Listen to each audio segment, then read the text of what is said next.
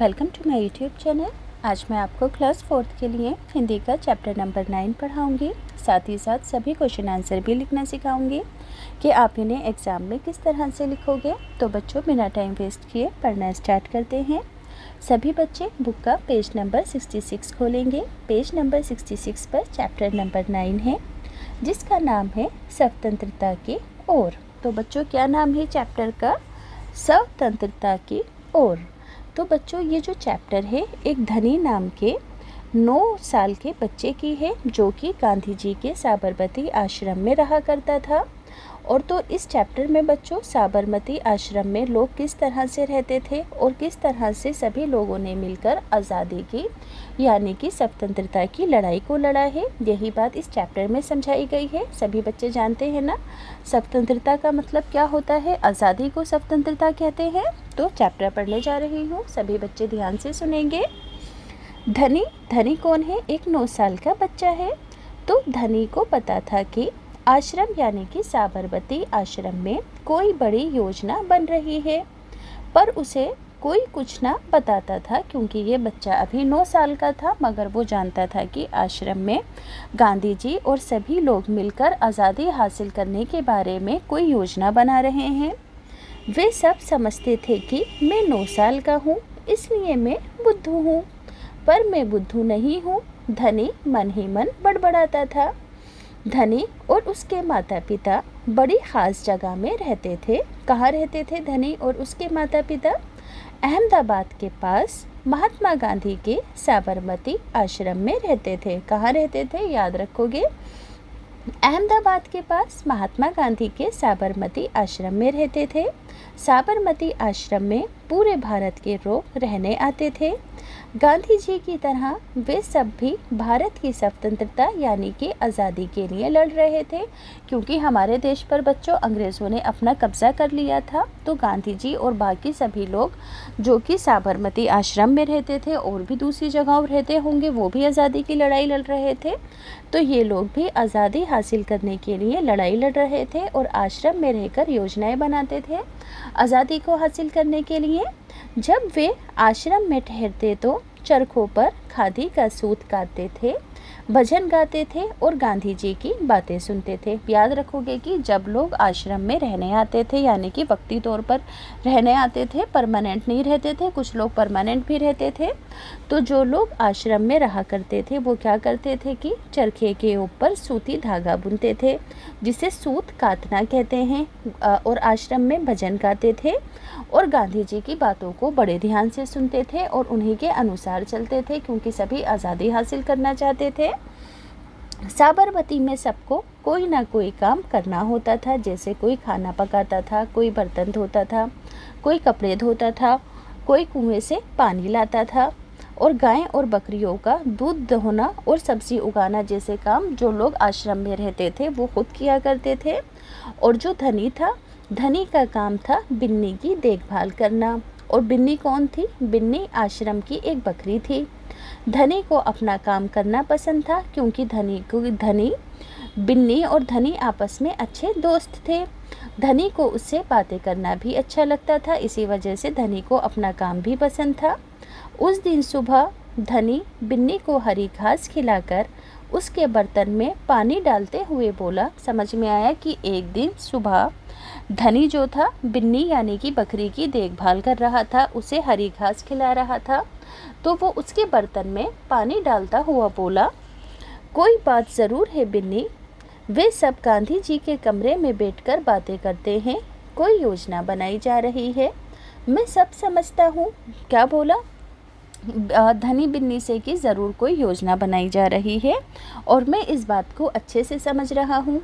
बिन्नी ने घास चबाते हुए सर हिलाया, जैसे कि वे धनी की बात को समझ रही हो। अब धनी को भूख लगी। कूदती फांदती बिन्नी को लेकर वे रसोई घर की तरफ चला। बिन्नी को भी अपने साथ लेकर चला। उसकी माँ चूल्हा फूंक रही थी और कमरे में धुआं भर रहा था। अब धनी बोला, अम्मा क्या गांधी जी कहीं जा रहे हैं? उसने पूछा। खांसते हुए माँ ने जवाब दिया, वे सब यात्रा पर जा रहे हैं। यात्रा किसे कहते हैं बच्चों? सफ़र करना। मगर ये जो सफ़र था, ये जो यात्रा थी वो बहुत ख़ास थी। यात्रा कहाँ जा रहे हैं? फिर धनी ने सवाल किया। समुद्र के पास कहीं जा रहे हैं। अब सवाल पूछना बंद करो और जाओ यहाँ से। धनी माँ परेशान हो गई थी बार बार धनी के सवालों से। अम्मा ज़रा गुस्से से बोली, पहले मुझे खाना पकाने दो, मुझे परेशान मत करो। यानी कि वो फ्रस्ट्रेटेड थी क्योंकि खाना बना रही थी और धनी उन्हें बीच बीच में डिस्टर्ब कर रहा था। धनी सब्जी की क्यारियों की तरफ निकल गया जहाँ बूढ़ा बिंदा आलू खोद रहा था। समझ में आया कि किचन से धनी सब्जी की क्यारियों की तरफ निकल गया जहाँ पर एक आदमी जिसका नाम बिंदा था वो ज़मीन से आलू निकाल रहा था। बिंदा चाचा, धनी उनके पास बैठ गया। आप भी यात्रा पर जा रहे हैं क्या? बिंदा ने सर हिलाकर मना कर दिया कि मैं नहीं जा रहा। उसके कुछ बोलने से पहले धनी ने उतावला होकर पूछा, कौन जा रहे हैं, कहाँ जा रहे हैं और क्या हो रहा है? आगे बिंदा ने खोदना रोक दिया और कहा, तुम्हारे सब सवालों के जवाब दूंगा, पर पहले इस बकरी को बांधो, मेरा सारा पालक चबा रही है। बिंदा ने क्या कहा धनी से कि पहले बकरी को बांध दो क्योंकि ये मेरी जो खेती मैंने की हुई है पालक की उसे ये खा रही है। धनी बिन्नी को खींचकर ले गया और पास के नींबू के पेड़ से बांध दिया। फिर बिंदा ने उसे यात्रा के बारे में बताया कि गांधी जी और उनके कुछ साथी गुजरात में पैदल चलते हुए डांडी नाम की जगह पर समुद्र के पास पहुंचेंगे। क्या बताया बिंदा ने कि गांधी जी और उनके साथी गुजरात जाएंगे, पैदल यात्रा करेंगे और फिर डांडी नाम की जगह पर समुद्र के पास पहुंचेंगे। गांवों और शहरों से होते हुए पूरा महीना पैदल चलेंगे। डांडी पहुंचकर वो नमक बनाएंगे। नमक? धनी चौंक कर उठ बैठा। नमक क्यों बनाएंगे? वे तो किसी भी दुकान से खरीदा जा सकता है। तो बिंदा कहता है, हाँ मुझे मालूम है। बिंदा हंसा। पर महात्मा गांधी की ये एक योजना है आज़ादी हासिल करने के लिए। ये तो तुम्हें पता ही है कि वो किस बात के विरोध में यात्रा कर रहे हैं या जुलूस निकाल रहे हैं, है ना? अब बिंदा क्या कहता है धनी से कि तुम्हें पता है ना कि वो किस वजह से यात्रा कर रहे हैं? हाँ बिल्कुल सही, मैं जानता हूँ। वे ब्रिटिश सरकार के खिलाफ सत्याग्रह के जुलूस निकालते हैं जिससे कि उनके खिलाफ लड़ सके और भारत स्वतंत्र यानी कि आज़ाद हो जाए। पर नमक को लेकर विरोध क्यों कर रहे हैं? अब देखो धनी की समझ में ये तो आ गया था कि गांधी जी आज़ादी की लड़ाई कर लड़ रहे थे अंग्रेज़ों के खिलाफ, मगर उसे ये नहीं समझ आ रहा था कि गांधी जी नमक को लेकर विरोध क्यों कर रहे हैं। ये तो समझदारी वाली बात नहीं है। बिल्कुल धनी, क्या तुम्हें पता है कि हमें नमक पर कर देना पड़ता है? अब देखो, अब बिंदा धनी को बताता है कि हमें नमक पर कर यानी कि टैक्स देना पड़ता है। अच्छा, धनी हैरान रह गया क्योंकि धनी को नहीं पता थी ये बात। नमक की ज़रूरत सभी को है, इसका मतलब है कि हर भारतवासी गरीब से गरीब भी ये कर देता है यानी कि ये टैक्स देता है। बिंदा चाचा ने आगे समझाया, लेकिन ये तो सरासर अन्याय है। धनी की आंखों के अंदर अब गुस्सा था कि गरीब से गरीब इंसान से भी अंग्रेज़ नमक के ज़रिए से टैक्स ले रहे थे क्योंकि उनके पास तो जब कमाई ही नहीं थी तो उन्हें नमक खाना भी ज़रूरी था, तो उन्हें ना चाहते हुए भी गरीब लोगों को भी टैक्स देने पड़ रहा था जो कि एक अन्याय था। तो धनी कहता है, हाँ ये अन्याय है। इतना ही नहीं, भारतीय लोगों को नमक बनाने की भी मनाही है।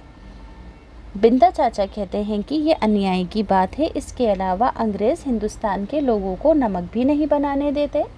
महात्मा जी ने ब्रिटिश सरकार को कर हटाने को कहा पर उन्होंने उनकी बात को ठुकरा दिया। इसीलिए उन्होंने निश्चय यानी कि इरादा किया कि वे दांडी चलकर जाएंगे और समुद्र के पानी से नमक बनाएंगे यानी कि नमक के कानून को तोड़ेंगे क्योंकि अंग्रेज़ों ने हिंदुस्तानियों पर नमक बनाने पर पाबंदी लगा रखी थी। 1 महीने तक पैदल चलेंगे। धनी सोचकर परेशान हो रहा था कि गांधी जी तो थक जाएंगे, वे दांडी बस या ट्रेन से क्यों नहीं जा सकते? क्योंकि अब देखो बिंदा कहता है कि वो बस या ट्रेन से इसलिए नहीं जा सकते क्योंकि यदि वे इस लंबी यात्रा पर डांडी तक पैदल जाएंगे तो ये खबर और लोगों तक भी फैलेगी और अगर बस वगैरह से चले जाएंगे तो किसी को कुछ भी नहीं पता चलेगा। अखबारों में फ़ोटो छपेगी, रेडियो पर रिपोर्ट भी दिखाई जाएगी कि इतने सारे लोग देखो नमक कानून तोड़ने के लिए आ रहे हैं, और ये ख़बर सभी तक आसानी तक पहुंच पाएगी और पूरी दुनिया के लोग ये जानकर हैरान रह जाएंगे कि हम अपनी स्वतंत्रता यानी कि आज़ादी के लिए लड़ रहे हैं।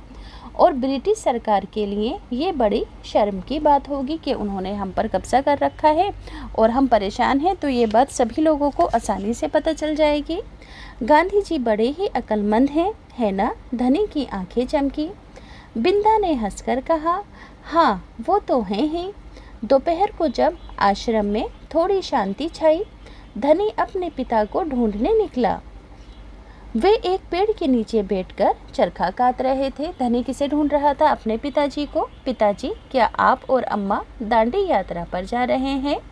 धनी ने सीधे काम की बात पूछी। मैं जा रहा हूँ, तुम और अम्मा यहीं रहोगे। तो पिताजी ने क्या बताया कि मैं तो जा रहा हूँ मगर तुम और अम्मा यहीं रहोगे।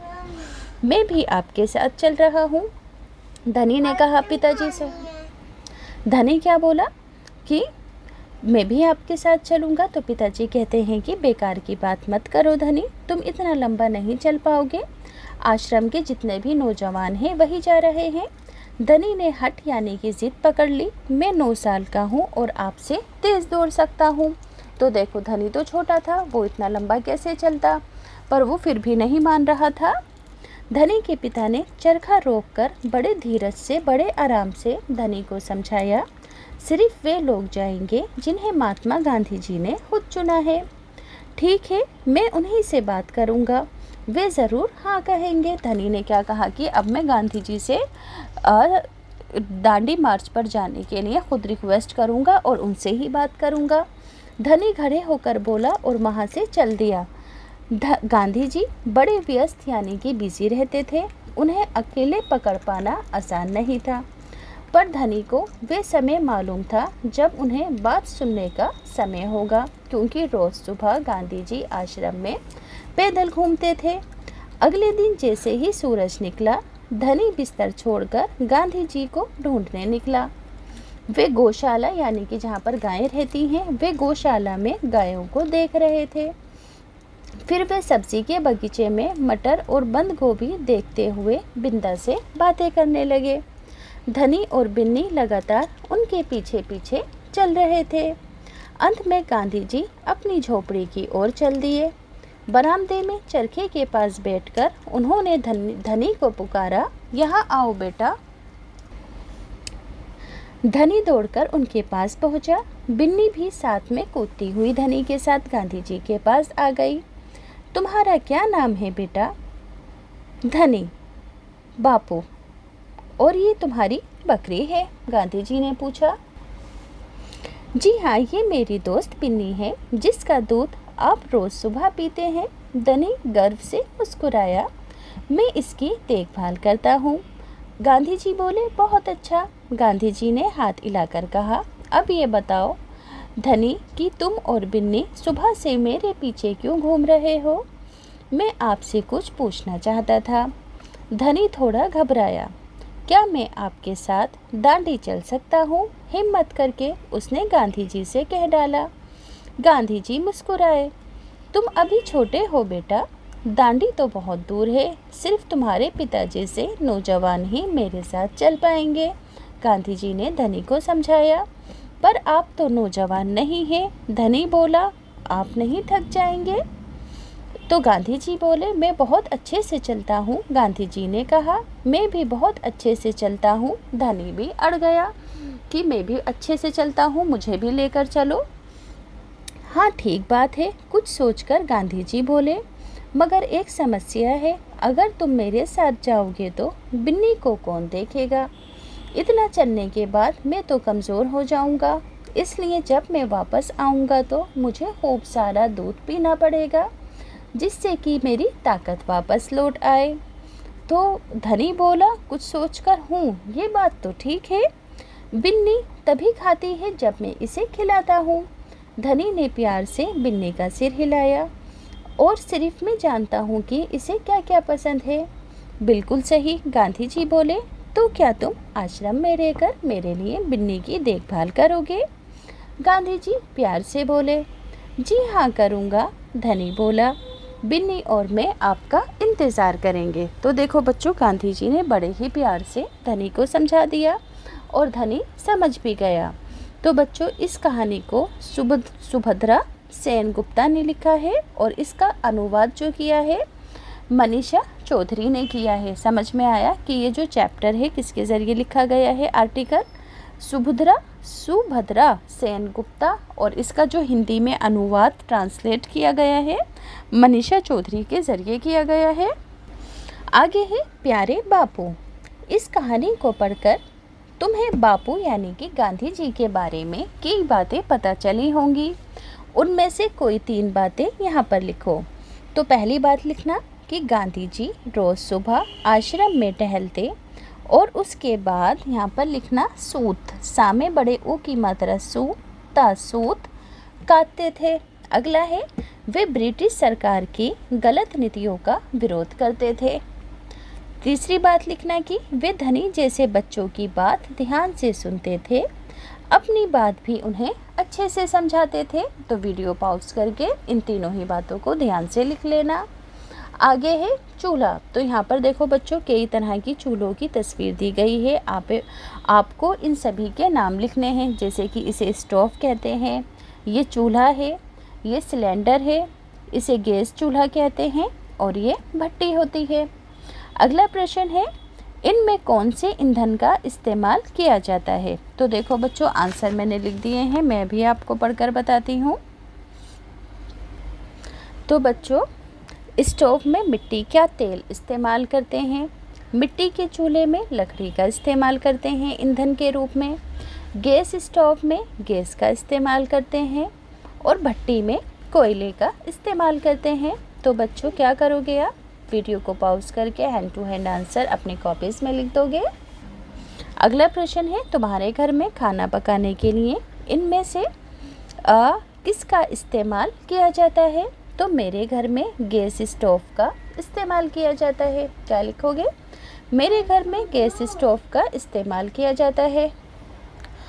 आगे है नीचे कहानी में आए कुछ शब्द लिखे हैं। कक्षा में आपको 4-4 ग्रुप का 4-4 बच्चों का ग्रुप बनाना है और एक-एक चीज़ के बारे में लिखना है। यानी कि 4 बच्चे स्वतंत्रता के बारे में, 4 सत्याग्रह के बारे में, 4 खादी के बारे में, और 4 बच्चे चरखे के बारे में लिखेंगे। तो सबसे पहले है स्वतंत्रता। अपने देश में आज़ादी के साथ रहना, किसी दूसरे देश का हस्तक्षेप ना होना स्वतंत्रता कहलाता है। याद रखोगे कि अपने देश में आज़ादी के साथ रहना और किसी दूसरे देश की दखल अंदाजी ना होना ही स्वतंत्रता कहलाता है। सत्याग्रह का मतलब है सत्य यानी कि सच के लिए, आग्रह अर्थात सही बात मनवाने के लिए, हट यानी कि जिद करना। समझ में आया? सत्याग्रह का मतलब है सत्य यानी कि सच के लिए आग्रह करना, यानी कि सही बात मनवाने के लिए हट करना, जिद करना। खादी कहते हैं चरखे पर सूत काटकर बनाया गया घरेलू मोटे कपड़े को खादी कहते हैं। खादी का कपड़ा आपने देखा होगा, थोड़ा मोटा कपड़ा होता है। चरखा सूत या धागा काटने का लकड़ी का उपकरण। आगे है कहानी की आगे की कहानी। तो गांधी जी ने धनी से कहा, क्या तुम आश्रम में ही रहकर मेरी बिन्नी की देखभाल करोगे? धनी ने गांधी जी की बात मान ली। जब गांधी जी दांडी यात्रा से लौटे होंगे तब आश्रम में क्या क्या हुआ होगा, आगे की कहानी को सोचकर आपको लिखना है। तो बच्चों, मैंने इसे ऑलरेडी लिखा हुआ है, तो आप इसे कैसे लिखोगे पढ़कर सुना देती हूँ। तो आप लिखोगे कि गांधी जी जब दांडी यात्रा से लौटे होंगे तब उनका भव्य यानी कि बड़ा स्वागत किया गया होगा। आश्रम के लोग उनसे दांडी यात्रा के बारे में पूछते होंगे, तब गांधी जी उन्हें यात्रा के बारे में जानकारी देते होंगे। अब आगे है कहानी से धनी ने गांधी जी से सुबह के समय बात करना क्यों ठीक समझा होगा? तो आंसर लिखोगे कि रोज़ सुबह गांधी जी आश्रम में पैदल घूमते थे। इस समय उनसे बात करनी आसान थी। दिन में उनसे अकेले मिलना आसान नहीं था। समझ में आया कि सुबह का समय धनी ने गांधी जी से बात करने के लिए इसलिए चूज़ किया था कि दिन में वो बहुत बिजी रहते थे और सुबह वो टहलने आते थे, तो इस समय उनसे आसानी से बात की जा सकती थी। अगला प्रश्न है, धनी बिन्नी की देखभाल कैसे करता था? तो आंसर लिखोगे, वे बिन्नी को हरी हरी घास खिलाता था, उसके बर्तन में पानी डालता था तथा उससे बातें भी करता था। अगला प्रश्न है, धनी को ये कैसे महसूस हुआ होगा कि आश्रम में कोई योजना बनाई जा रही है? तो आंसर लिखोगे, लोग गांधी जी के कमरे में गंभीर मुद्दों पर बात किया करते थे, इसलिए धनी को महसूस हुआ होगा कि आश्रम में योजना बनाई जा रही है। आगे है कहानी और तुम। तो धनी यात्रा पर जाने के लिए उत्सुक क्यों था? तो आप आंसर लिखोगे कि देखो मैंने यहाँ पर आंसर लिखा हुआ है कि धनी यात्रा पर जाने के लिए इसलिए उत्सुक था क्योंकि वे देश की स्वतंत्रता की लड़ाई में भाग लेना चाहता था। अगला प्रश्न है, अगर तुम धनी की जगह होते क्या तुम यात्रा पर जाने की जिद करते और क्यों? तो जवाब में लिखोगे कि अगर मैं धनी की जगह होता तो मैं भी स्वतंत्रता की लड़ाई में भाग लेने के लिए यात्रा पर जाने की जिद करती। अगला प्रश्न है, गांधी जी ने धनी को ना जाने के लिए कैसे मनाया? तो आंसर लिखोगे कि गांधी जी ने धनी से कहा कि वे बिन्नी की देखभाल करें ताकि जब वे यात्रा से वापस आएं तो उसका खूब सारा दूध पीकर ताकत महसूस करें। इस तरह धनी उनकी बात को मान गया। तो बच्चों स्क्रीनशॉट लेकर सभी आंसर लिखते जाना। अगला प्रश्न है, क्या तुम गांधी जी के तर्क से सहमत हो और क्यों? तो लिखोगे कि हाँ मैं गांधी जी के तर्क से, देखो ये वाला प्रश्न है, हाँ मैं गांधी जी के तर्क से सहमत हूँ। आश्रम में बहुत से काम होते थे इसलिए धनी बिन्नी की देखभाल के लिए रुक गया। तो बच्चों वीडियो पॉज करके सभी आंसर ध्यान से लिख देना। अब देखो अगला प्रश्न है, पढ़कर बताती हूँ। ताकत के लिए गांधी जी ने कहा जब मैं वापस आऊँगा तो खूब सारा दूध पीना पड़ेगा जिससे कि मेरी ताकत लौट आए। बताओ खूब सारी ताकत और अच्छी सेहत के लिए तुम क्या क्या खाओगे?